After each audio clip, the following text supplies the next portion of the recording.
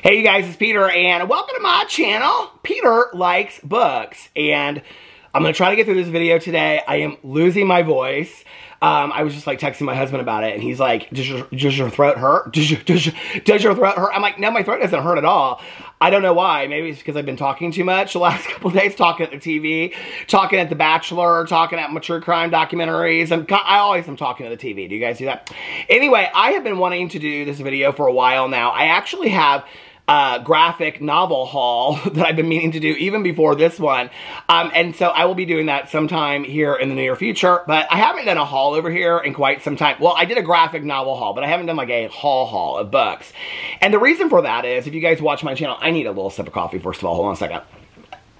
If you watch any of my channels, you know that I love and adore the Audible, okay? And no, this is not sponsored by Audible or anything like that, but I love the Audible so much, right? And I listen to mostly Audible books, or audiobooks. Audible books, well, mostly Audible books, because I listen to them all on Audible. I love Audible. I love Audible so much. I love going through the... Anyway, so recently I have been cleaning out books in my house. And I know the camera just went up and down. I have you guys in the back of the bed, and I'm trying to do my best, but we're just going to get through this video the best I can, okay? So anyway, I wanted to film these videos outside, but they're doing work outside, and it's so loud, so I have to do it up in here, and then the camera goes up and down because of the bed. You get it. So anyway, so recently, I've been going through like every book in my house. I just went through all the bookshelves. When I get them done, yes, I'm going to do a bookshelf tour, but I want every book in the house that I'm donating. I have like 20 or 40 boxes of books in the basement to donate. I've gone through like every book in the house and now I'm putting them back in the bookshelves. When it's done, I will do a bookshelf tour because I just love watching bookshelf tours, so why not film one? And also coming up in the next couple days is going to be the announcement of the books for April, for the book clubs. Currently on Audible, I am listening to The Firm by John Grisham, which is one half of the books for Peter's Book Club. The other half is The Exchange, which is a sequel that just came out last year. Last year or this year, I think, which is a follow-up to The Firm. And I'm like halfway through The Firm right now, listening to it on Audible as I clean my house and clean the books. But anyway, so I have been going through all these books, and I keep on finding books that I'm like, oh, I want to read. And I don't know, like, I've been going through, do you guys ever go through stuff where it's like, you go back to where you were 10 years ago, or 20 years ago, or whatever. But back in my youth, I was like, I love to read short stories. I love to make a cup of coffee and just sit outside for hours and read and things like that. And I'm slowly, like I still love audiobooks, but I'm slowly getting back into physical copy books as well. And so like currently I am reading 2 books of short stories. I am reading Jill McCorkle, who is one of my favorite authors of life. She's a Southern writer. I found her when I was in college. I have a couple of her books. Ferris Beach, I reread. I think it was last year or the year before. I listened to it on, did I listen to it on Audible or read it? I can't remember. But anyway, this is her book of short stories called Crash Diet. It's the original, you can't even get it like this anymore, okay? And so I'm slowly making my way through this. I forgot how much I really love short stories. For a long time, I was like, I can't read short stories at all. And then I read Cathedral several years ago by, I think, Joan Didion, reading Slouching Towards Bethlehem and reading her essays in that book kind of got me back into short stories a little bit. Several years ago, I read Cathedral by Raymond Carver, and I loved it. And so now I'm reading What We Talk About When We Talk About Love by Raymond Carver, and I'm about a third of the way through this. They're very mundane short stories, but I love them. So the other night, I talked about this on my vlog, I was like, I'm like really wanting to buy some books to have them to read by the pool, read on the patio at late into the night, make a pot of coffee, not just use my Keurig, make some tea, sit outside when it's nice, and read a book and really get into it. But I wanted to kind of read some like books that took me back to my youth a little bit. So here are all the books that I bought recently and one that was gifted to me. Are you ready? This is my thumbnail. I actually did a thumbnail before I started the video, but let's do another one. Okay, so the first book, I'm going to just go through all these books. I don't know if I'll read the synopsis on all of them or not. Ooh, running out of breath. Okay, the first one is Lessons in Chemistry, which I actually also have on Audible. My dear friend Amy, she got me and I got her in the Christmas exchange, and then she had a baby. Congratulations to Amy and her husband. So anyway, we just exchanged. So she got me this huge thing of coffee and this book and everything like that because we both love books. And I was so excited about this because my cousin read this book and she loved it. My friend Tony Jean read this book and she loved it. I have not watched the show yet on Apple TV because I'm saving it to either read the book or listen to it on Audible. But now I don't know what to do, because I have the book and I have the Audible version of it. So I'm not really sure what to do. But I wanted to show this because I got this. I heard it's fantastic. Okay, So let me kind of explain to you what happened with these books. So I wanted to read a lot of Southern fiction because when I was like growing up, my mother loved Southern literature. I love Southern literature. It was my area of focus when I was getting my undergraduate degree in English. I took Southern literature classes. I read a lot of Southern literature. And so I went in and I started kind of, and I also just loved literature. For example, one of my favorite books, I think it was before I got sober, I used to sit on my patio and I would drink and I read it, is Ernest Hemingway's The Sun Also Rises. So I got a new copy of it because I have not read this book. I mean, it has been 30 years. It was before I got sober when I read this. And so I was like, I want to read The Sun Also Rises again. Isn't that such a beautiful copy? So I got The Sun Also Rises by Ernest Hemingway. I gotta kind of arrange these into different sections. So then I went in and I was kind of like looking up different, okay, so there was another writer that I loved in my youth as well. Like, well, I think this was after I got sober. And his name was Russell Banks. Russell Banks wrote The Sweet Hereafter, which they turned into a movie, which was unbelievable. But Russell Banks also wrote a book called Rule of the Bone. It was one of my he wrote Cloud Spitter as well. And every book that he writes is completely different. And so I really missed like reading him. And I went in and I looked, I was like, I hadn't read anything. Rule of the Bone was about this kid that was like a juvenile delinquent, and he went on the run, and then he like robbed all these people, and he and his friends, and they ended up in Jamaica, and he was trying to find his birth father and things like that. It was fantastically done, okay? And I read it like 20 years ago or something like that. I haven't read anything by Russell Banks since. And so I looked. Well, Russell Banks has several books out. For example, this one, it's called Lost Memory of Skin, which is like highly, highly rated. So I got that. And then he also had a book, and this literally, I just came out this week, and I just got it, and it's called American Spirits by Russell Banks. And it's 3 intertwining stories, and I do want to read the back of this to you because it sounds so cool. It says in here, a husband sells property from one of America's most celebrated storytellers comes 3 dark interlocking tales about the residents of a rural New York town and the shocking headlines that become their local mythologies. A husband sells property to a mysterious, temperamental stranger and is hounded on social media when he publicly questions the man's character. A couple grows concerned when an enigmatic family moves in next door and the children start sneaking over to beg for help. 2 dangerous criminals kidnap an elderly couple and begin blackmailing their grandson, demanding that he pay back what he owes. Suspenseful, thrilling, and expertly crafted. And he's not like a thriller writer. He's just like writes literature. What would we just call that, a writer? American Spirits explores the hostile undercurrents of our communities and American politics at large, as well as the ways local tragedies can be both devastating and somehow everyday. Ushering the reader through the town of Sam Dent, Russell Banks has etched yet another brilliant entry into the bedrock of American fiction. So I'm really excited about that. And speaking of Jill McCorkle, who was one of my favorite authors when I was in college earlier in my life, when I was, 18 or 19.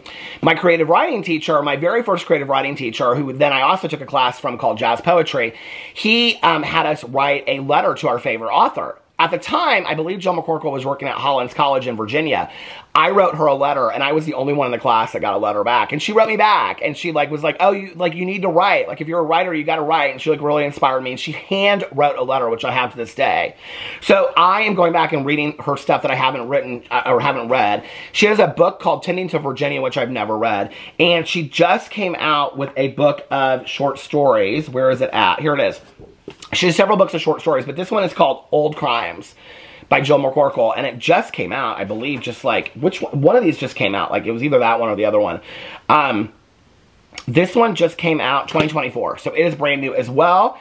And it says, beloved author Jill McCorkle delivers a collection of masterful stories. Jill McCorkle, author of the New York Times bestseller Life After Life, which I just found in my basement, is one of the books I have not read. And the widely acclaimed Hieroglyphics, one of the wryest, warmest, wisest storytellers. Old Crimes delves into the lives of characters who hold their secrets and misdeeds close, even as the past continues to reverberate across generations. And despite the characters' yearnings for connection, they can't seem to tell the whole truth. A woman uses her hearing impairment as a way to guard herself from her husband's commentary. A telephone lineman strains to communicate with his family, even as he feels pushed aside in the digital world. A young couple buys a confession booth for fun, only to discover the cost of honesty. A family reunion ripe with treasured memories and long-held resentments takes place amid a secret that will alter all their futures. Throughout, McCorkle takes us deep into those conflicted and sympathetic characters puzzling to figure out the meaning of their own lives. This is the kind of stuff that I used to love to read, and I miss it so much. So I got that book as well. Then I started going in. Oh, I also got The Garden of Eden, which I found this exact same copy in my basement that looks exactly the same, as like in perfect condition. This was Hemingway's very last book that he ever wrote, and it was unfinished when he passed away. And it is probably Hemingway's work of art, work of fiction that most profoundly affected me the most, if you've ever read it. It is about a couple that I think it's in the south of France. I don't know if it says in here. It doesn't say anything about it on this whatsoever. Sensational bestseller when it appeared in 1986. The Garden of Eden is the last uncompleted novel of Ernest Hemingway, which he worked on intermittently from 1946 until his death in 1961. Set in the Côte d'Azur in the 1920s is the story of a young American writer, David Bourne, his glamorous wife, Catherine. It's supposed to be kind of like autobiographical. And the dangerous, erotic game they play when they fall in love with the same woman. And it's about this couple that moves to this house on the beach, and it is fantastic. And it makes you question everything that you know about yourself. And I can remember the time that I read this book, it just like really made me question a lot about myself. It actually changed a lot of my style. I can remember because she gets very, very tan in the book, and she starts wearing like white button down collared shirts. She cuts her hair very short and dyes it blonde and like slicks it back like he does. It has a lot of issues with gender and things like that, which is very interesting coming from Hemingway. And I loved this book when I read it, and I haven't read it in like 20 or 30 years either, so I'm very excited about that. But I wanted to read some Southern fiction. And so I went in and I bought, Carson McCullers is one of my favorite authors of life, The Member of the Wedding. And one of my mom's favorite books of Carson McCullers of hers was The Heart is a Lonely Hunter. And I've actually never read The Heart is a Lonely Hunter, even though they made it into a movie. And I've never seen the movie either. So, Heart is a Lonely Hunter. In a Georgia mill town during the 1930s, John Singer, an enigmatic man who is deaf, draws out the haunted confessions of an itinerant worker, a doctor, a widowed cafe owner, and a young girl. Each yearns for escape from small... I feel like I started this several times and never finished it. Each yearns for the escape from small town life, but the young girl, Mick Kelly, the book's heroine, loosely based on McCullers, finds solace in her music. Wonderfully attuned to the spiritual isolation that underlies the human condition, and with a deft sense for racial tensions in the South, McCullers spins a haunting, unforgettable story that gives voice to the rejected, the forgotten, and the mistreated, and through Mick, gives voice to the quiet, intensely personal search for the beauty. You know what? I ordered this other book. Where is it at? Oh, here it is. So, and then I also got Carson McCullers' The Collected Stories. And it also has The Member of the Wedding and The Ballad of the Sad Cafe. The reason I got this is because I want to read a lot of her short stories.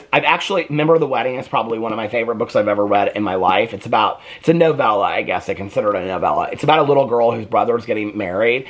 And she, like, dreams of going off with them because she has such a close relationship with her brother. It's very sad, but it's fantastic. My mother also loved The Ballad of the Sad Cafe. Carson McCullers was one of my mom's favorite authors, as well as like Eudora Welty, and a lot of other Southern writers as well that my mom like raised me, you know, reading and stuff like that. Flannery O'Connor. I have Wise Blood downstairs, which I've never read and I want to read. Shirley, I feel like today I cannot remember any names whatsoever. The Lottery by Shirley Jackson. She loves Shirley Jackson. And then who is the writer that wrote Faulkner? My mom loved Faulkner. I'll never forget having to read, what's the book that they say is, it's not As I Lay Dying. What's the other one? The Faulkner book that's so difficult to read, that's told from like 5 different points of view. I can remember reading that book and like not understanding anything that I was reading when I was in high school. And my mom, like in one afternoon, we sat down and she like explained the whole book to me and she understood it and she loved it. It was like one of her favorite, not As We Lay Dying. You guys know the Faulkner book I'm talking about. Why can't I think of it? But anyway, so I wanted to buy some other Southern literature as well, Southern fiction. So Cormac McCarthy, who's also one of my favorite writers, I read The Road and I love The Road so much. And so I got online to see what other books of his were like highly reviewed. And this one, which was, because I want to read like some books that are a little bit shorter, it says, a perfectly executed work of the imagination, McCarthy has made the fabulous real, the ordinary, and mysterious in New York Times. Sometime around the turn of the last century, a woman in Appalachia bears her brother's child, a boy. The brother leaves the baby in the woods and tells his sister the child died of natural causes. Discovering her brother's lies, she sets forth alone to find her son. Both brother and sister wander separately through a countryside, being scourged by 3 terrifying, elusive strangers. Had headlong toward an eerie apocalyptic resolution. If you've ever read anything by Cormac McCarthy, I mean, it's fantastic. It's like I've never read this, but his writing is unbelievable. And then I also got the Tom Franklin, which I now have found 2 other copies of in my house that are brand new that I've never read. Tom Franklin, which is, oh no, Tom Franklin, Crooked Letter by Tom Franklin. In the 1970s, Larry, Ott, and Silas 32 Jones were boyhood pals in a small town in rural Mississippi. Their worlds were as different as night and day. Larry was a child of lower middle-class white parents, and Silas the son of a poor black single mother. But then Larry took a girl to a drive-in movie, and she was never seen or heard from again. He never confessed and was never charged. More than 20 years have passed. Larry lives a solitary, shunned existence, never able to rise above the whispers of suspicion. Silas has become a town constable, and now another girl has disappeared, forcing 2 men who once called each other friend to confront a past they buried for decades. Okay, the reviews of what people, and the articles, and the dissertations that people have written on this book through the years is unbelievable. I have never read it, and so I want to read this book so bad. And another one that gets the same amount of views, or same amount of kind of like critiques and reviews, is called Sing Unburied Sing, a novel by Jasmine Ward, which I've heard about for years and have never read. Part ghost story, part road novel, this historic National Book Award winner is a dazzling journey through Mississippi's past and present, and an epic tale of hope and survival.